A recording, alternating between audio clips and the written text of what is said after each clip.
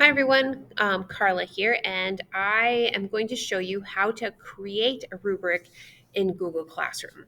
So the first step is to create an assignment. So I just click the create button, create assignment, and then you've got your typical Google Classroom assignment. So every assignment is going to require that you at least give it a title.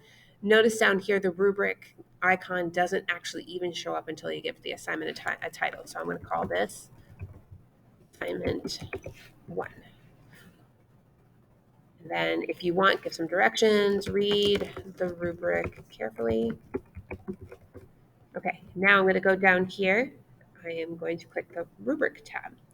So, this is we're going to click on the create rubric, but the cool thing that you'll discover in Google Classroom is once you've created a rubric, you'll be able to actually click reuse rubric. So once it's created, you can use it for multiple assignments. I would sometimes actually copy the rubric and then kind of modify it for the next assignment.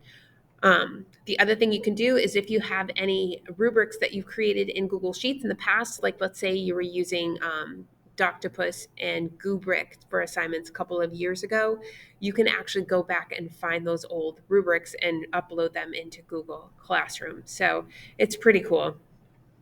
All right, so I'm going to click Create Rubric for the first step. So here's what it looks like initially. And when I first looked at this, I was a little overwhelmed. So first thing you're going to do is pick the criterion. So let's say content. All content is well researched and accurate. And then here you can choose the number of points that you want. So let's say 1 point, we'll call this emerging, not all accurate. Then I'll pick a 2, click the plus button to add 2, 3. The cool thing is that you don't actually need to fill out the level title or description. I think you should because it gives the kids an idea for what you're looking for, but you don't need to. Three dots down at the bottom are actually allow you to delete the level if you want to. You can also change it from descending to ascending, so the lower score is on the left instead of the highest score. I'm going to put it descending because I actually like the high score on the left. The other thing you can do is it's hard to see because this thing is blocking it, but there's a button down here that says add criterion. So if you have multiple criterion for an assignment, you can actually add it here at the bottom. So this one we'll call grammar.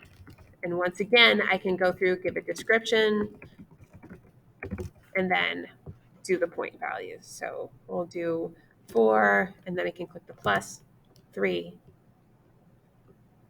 2, and then 1. At least for this rubric. When you're all done, you can click save. Notice how I have this highlighted to the blue.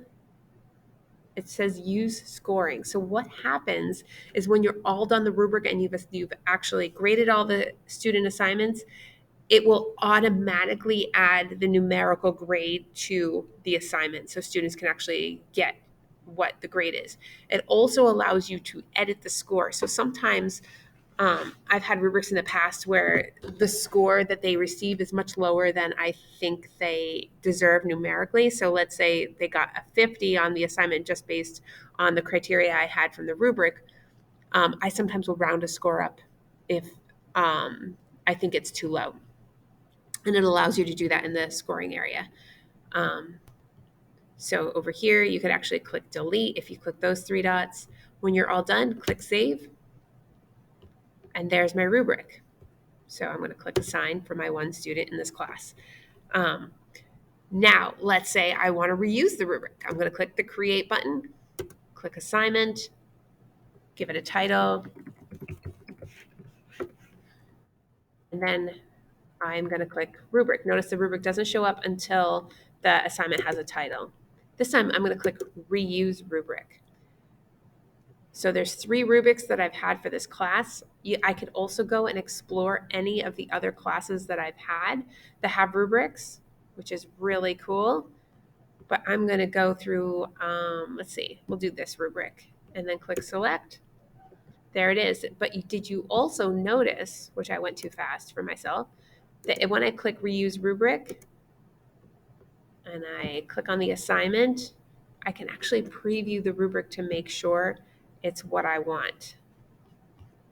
And then click select. You can actually click select and edit, which I like because then you can modify it for the assignment. Go through and read the criteria and then click save. And the rubric is automatically attached to the assignment.